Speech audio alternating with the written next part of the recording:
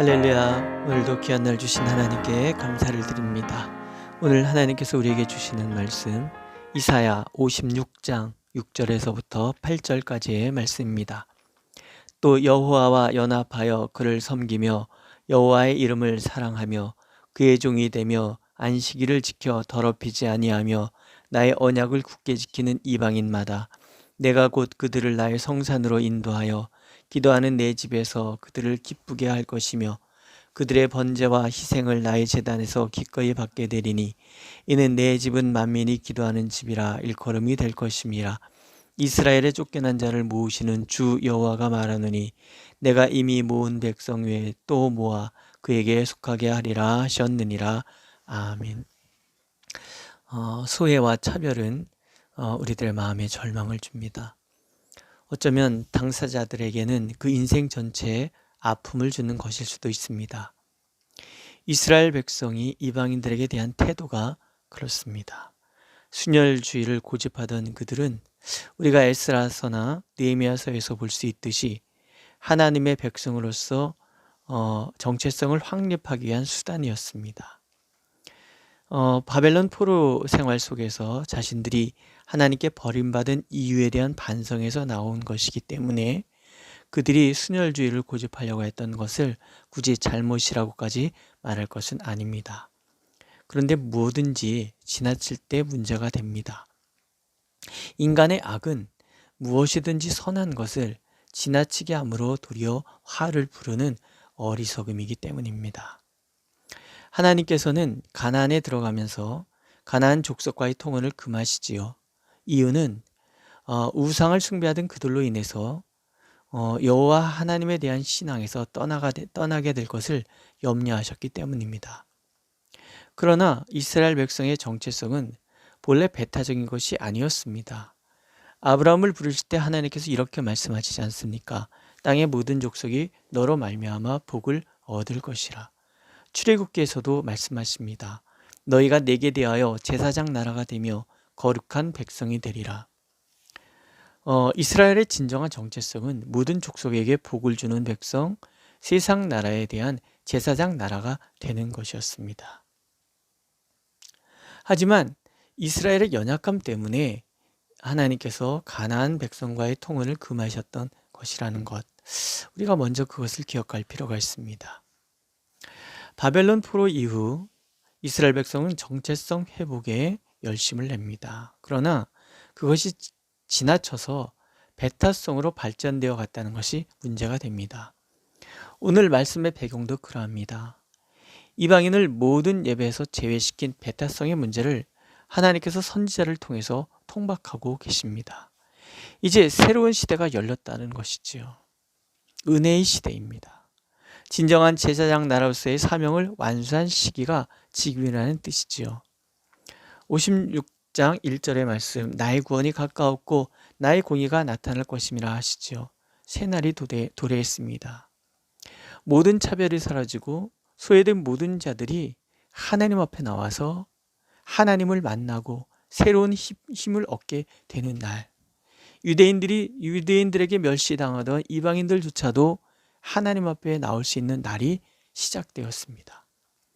여호와와 연합하여 그를 섬기며 여호와의 이름을 사랑하며 그의 종이 되어 안식일을 지켜 더럽히지 아니하며 나의 언약을 굳게 지키는 이방인, 이런 표현이 나오죠. 이방인에 대한 수식어가 장하합니다.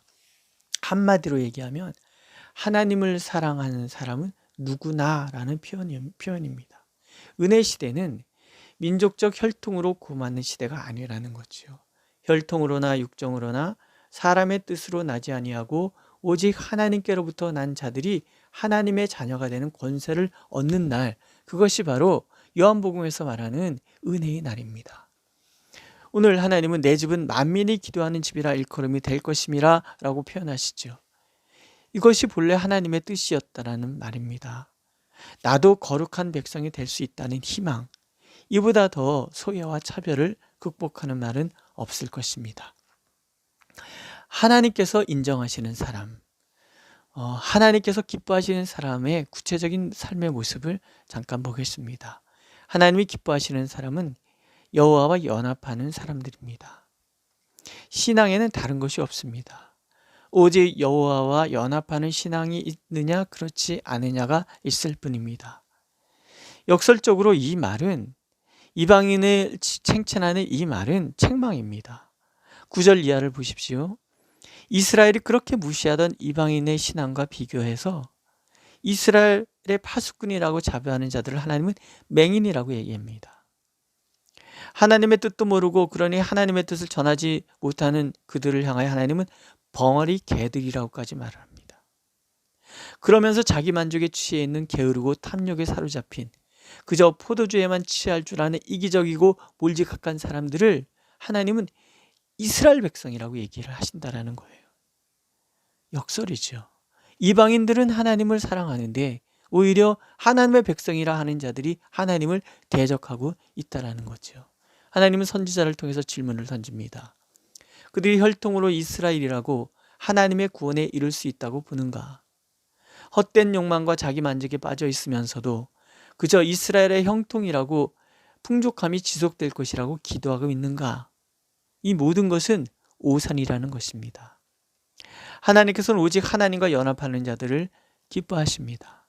하나님의 뜻에 서는 자라면 그들이 유대인들이 차별하던 이방인이라 할지라도 하나님은 절대로 차별하지 않으시겠다고 약속하고 계십니다. 또한 하나님과 연합하는 자에게 주시는 복이 있습니다. 먼저는 하나님의 성산으로 인도되며 기도하는 하나님 집에서 하나님께서 기쁘게 하실 것이라고 약속하십니다. 기도하는 집에서의 기쁨이나 다른 거 아니죠. 그 기도가 상달되고 응답된다라는 뜻입니다. 내가 진실로 진실로 너에게 이르노니 너희가 무엇이든지 아버지께 구하는 것을 내 이름으로 주시리라. 구하라 그리하면 받으리니 너의 기쁨이 충만하니라. 요한복음에서 예수님은 이렇게 말씀하고 계시잖아요. 기도할 때마다 응답받는 사람들, 기도할 때마다 응답해 주시는 장소, 바로 거기가 이방인이 모이는 집이고 그 집이 바로 만민이 기도하는 집이라 일컬음 받게 되는 하나님의 집이라는 뜻입니다. 또 하나님께서는 모든 쫓겨난 자들을 다 모으실 것입니다. 하나님과 연합했지만 배타적인 성전 예배에서 배제됐던 사람들, 하나님을 사랑하는 하나님의 백성들, 그들을 그 쫓겨난 자리로부터 다시 하나님의 전으로 나오도록 하나님이 모아오실 것이다라는 거예요. 하나님을 사랑하는 자를 결코 외면하지 않으시는 분이 하나님이시라는 말씀입니다.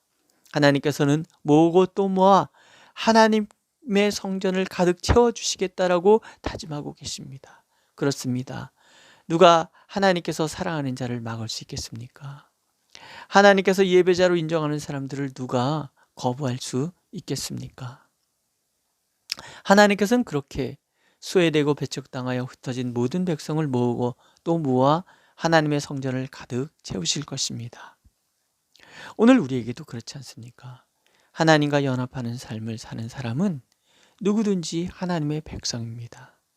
하나님의 성전에서 결코 소외되지 않을 것이고 독생자를 아끼지 않고 내어주신 그 사랑은 그 누구에게도 차별 없이 적용될 것입니다. 그리고 그 사랑에서 우리를 끊을 자는 어디에도 없다는 것이 하나님의 다짐입니다. 만민이 기도하는 집 성전, 만민에게 경배 받으시는 만유의 하나님, 그 하나님께서 오늘도 우리를 부르십니다. 우리를 축복하실 것이고 우리를 통해서 아브라함에게 약속하셨던 것처럼 세상이 복을 받는 복의 통로로 우리를 사용해 주실 것이라고 약속하고 계십니다. 그렇습니다. 우리는 은혜로 구원받은 사람들입니다. 그러므로 우리의 신앙은 배타적이어서는 안 됩니다. 그 누구도 예배 자리에 나오는데 차별받아서는 안 된다는 것이지요. 왕같은 제사장으로 세상과 하나님의 사이에서 중저자가 되어 모든 사람을 하나님께로 인도해 가는 사람, 그 어떤 구별도 없이 모두를 품에 안을 수 있는 사람들, 그들이 바로 하나님의 사람들입니다. 세상이 하나님의 사람들을 기다리고 있습니다. 온몸으로 사랑할 하나님의 사람들, 누구도 차별하지 않고 용납하는 하나님의 사람들, 그들을 세상은 하나님과 연합하는 사람들, 곧 그리스도인이라 부를 것입니다. 그리고 하나님께서는 그 사람들을 반드시 기억하실 것입니다. 이 복이 내게 머물러 있음을 감사하고 이 복을 모든 사람들에게 나눠주는 우리가 되길 하나님께서는 오늘 간절히 원하고 계십니다. 기도하겠습니다. 하나님께서 소외된 모든 자들을 사방에서 모아 하나님의 전을 가득 채우시겠다고 약속하여 주셨습니다. 그렇게 상처받고 흩어진 이들이 다시금 주님 전에 나와 마음껏 주님께 예배드리는 날이 속히 오기를 간절히 소원합니다. 주님, 우리를 불쌍히 여겨 주시옵소서. 또한 우리의 마음이 활짝 열려 하나님께서 구원하시고자 하시는 이들을 향하여 기꺼이 달려가는 우리가 되고 그 누구도 차별하지 아니하고 그 누구도 거부하지 않는 우리가 되도록 인도하여 주옵소서. 그래서 하나님의 성전이 참으로 하나님을 예배하는 자들로 가득 찰 수 있는 은혜 하나님 허락하여 주옵소서. 예수님의 이름으로 기도드렸습니다. 아멘. 하늘에 계신 우리 아버지, 아버지의 이름을 거룩하게 하시며 아버지의 나라가 오게 하시며 아버지의 뜻이 하늘에서와 같이 땅에서도 이루어지게 하소서. 오늘 우리에게 일용할 양식을 주시고 우리가 우리에게 잘못한 사람을 용서해 준 것 같이 우리 죄를 용서하여 주시고 우리를 시험에 빠지지 않게 하시고 악에서 구하소서. 나라와 권능과 영광이 영원히 아버지의 것입니다. 아멘.